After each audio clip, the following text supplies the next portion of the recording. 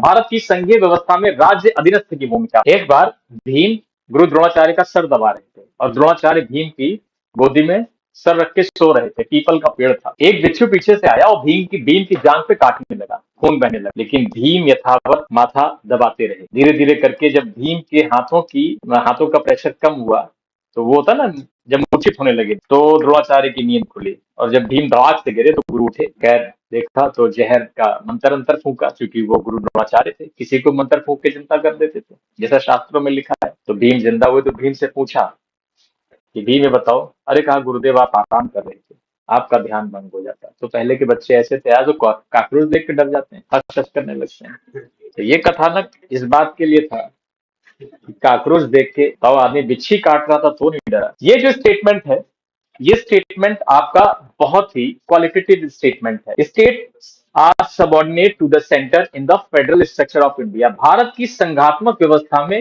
राज्यों की भूमिका अधीनस्थ जैसी है। क्या ऐसा लगता है कि केंद्र कहेगा राज्य मान लेंगे? क्या राज्यों का अपना कोई अस्तित्व नहीं है?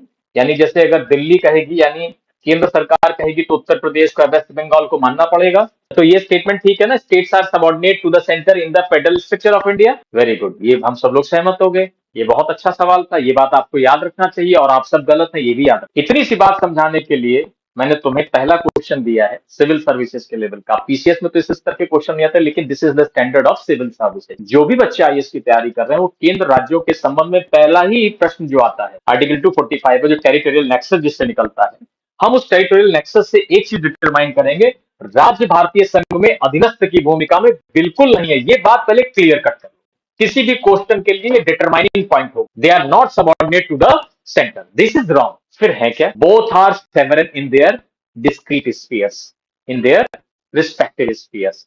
इसीलिए दोनों को अलग अलग सूचियां दे दी गई। ये बिल्कुल क्लियर हो जाता है ना, आपके पास तर्क है। उनके सब्जेक्ट अलग हैं, उनके सब्जेक्ट अलग हैं। Both are having two different subjects to administer to rule. शासन करने के लिए, प्रशासन करने के लिए दोनों की अलग अलग विषय वस्तुएं हैं, और दोनों अपनी विषय वस्तुओं में कानून बनाने के लिए आजाद। कुछ मसलों को जो दोनों के कॉमन इंपॉर्टेंस के हैं, तो उनके लिए कॉमन लिस्ट बना दी गई है। इतना ख्याल रखा गया है राज्यों की इच्छा का, इतना ख्याल रखा गया है कि कुछ मैटर, क्योंकि भाई ह्यूमन लाइफ पे एक ही आदमी केंद्र में है और वही आदमी राज्य का भी वोटर है। एक ही व्यक्ति पर दोहरा शासन है, केंद्र का भी और राज्य का भी। ये किसने कहा कि भारत में ड्यूअल गवर्नमेंट नहीं है? भारत में ड्यूअल पॉलिटी है,